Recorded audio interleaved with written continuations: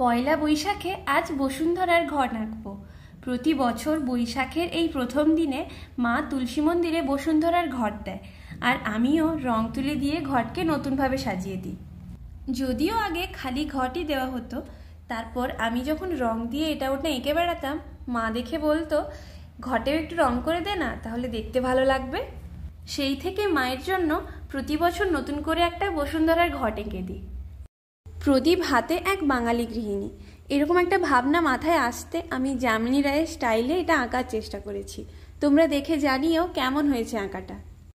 সন্ধেবেলায় তুলসীতলায় প্রদীপ জ্বালানো হোক, কিংবা রোজ স্নানের পর গলায় আঁচল দিয়ে তুলসী মঞ্চে জল দেওয়া, এই সংস্কৃতি যেন বাঙালি গৃহস্থের আরও শ্রীবৃদ্ধি করে। যাই হোক, নববর্ষের এই বাঙালিয়ানার আঁকাটা আমি বসুন্ধরার ঘটেই করে ফেললাম। আচ্ছা, তোমরাও কি তোমাদের মায়েদের জন্য এরকম বসুন্ধরার ঘট সাজাও?